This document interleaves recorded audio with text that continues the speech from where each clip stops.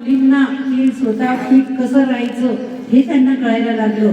पण आपलं वय पण होत आहे तरी आपल्याला कळत नाही. तरी म्हणतो आपण प्रत्येक जण मला वेळ नाही. बऱ्याच महिलांचा हाच शब्द आहे की मला वेळ नाही. वेळ नाही ही डोक्यातनं आपण आता थोडं हे करा आणि स्वतःसाठी जगायला 1 तास स्वतःसाठी वेळ काढत चला. जास्तीत जास्त 1 तास 24 तासामधला जर आपण आपल्यासाठी काढला तर बघा किती तो शरीराला फायदेशीर आहे. काही नाही हो, मुलं नाही, सुना नाही, जावई नाही, कोणीच नाही. वेळ आली तर आपल्या मिस्टर सुद्धा वेळ आली तर ते सुद्धा कंटाळतात. रोजच आहे तुझं ते सुद्धा घराच्या ऐवजी बाहेर वेळ घालवतात की जाऊ दे घरात गेल्यानंतर हे रोजच आहे किटकिट. हे प्रकार प्रत्येकाच्या घरामध्ये आहे. आपल्या कंटाळ्यापेक्षा आपले मिस्टरच आपल्याला जर कंटाळले, मुलं तर दूरच राहिले. ते तर कंटाळत होतात. आजकालची नवीन पिढी तुम्ही बघितली कसं वातावरण झालेलं आहे मुलांमध्ये.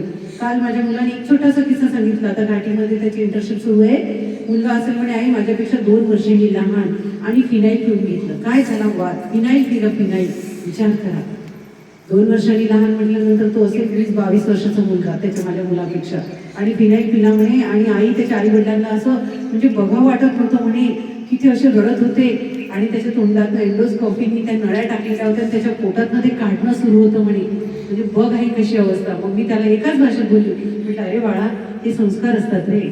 म्हणजे काहीतरी त्याला नाही मिळालं म्हणून त्यांनी असं केलं. तो मला म्हणतो.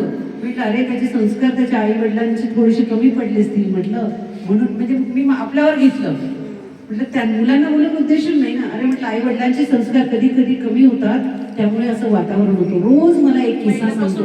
रोज आज जर मी त्याचा किस्सा ऐकला नाही तर माझा मुलगा काय म्हणेल आईला माझ्या वडिलांना नुसतं योगाच दिसतो. त्याला आम्हाला वेळच नाही. आता इकडनं गेल्यानंतर मी त्याच्याजवळ बसते, त्याच्या बेडरूमला जाऊन त्याच्याजवळ बसते आणि त्याचे 2 शब्द ऐकते की तो काल काय झालेला आहे तो मला सांगतो. आणि त्यालाही आनंद वाटतो की आपली आई आपल्या ऐकते. म्हणून आपल्या मुलांना थोडंसं काय म्हणतात मुलांसोबत फ्रेंडशिप राहत चला, मुलींसोबत राहत चला. हे खूप गरजेचं आहे. त्या दिवशी मॅडमने किती सुंदर आपल्याला सांगितलं. आपण कशासाठी बोलावलं होतं दामिनी पथक की ह्या घटना घडू नये त्याकरता XYZ त्याचा अर्थ तुम्हाला कळाला का? त्याच दिवशी किस्सा झालेला होता नेमका आणि त्या परेशानीमधून त्या आलेल्या होत्या आपल्याकडे. तरी तिचे वडील समाजात बदनामी होईल म्हणून त्या लोकांचे नावं सांगत नव्हते. विचार करा आई वडील. म्हणजे आपणच थोडं कुठेतरी कमी पडतो ना.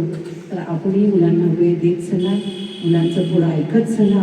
त्यांनी काय होतं घरामध्ये वातावरण खूप छान प्रसन्न राहतं आणि ह्या गोष्टी कमी होणारच नाही. लोकांनी केलं पाहिजे. सगळ्यांना एकदा खूप खूप शुभेच्छा.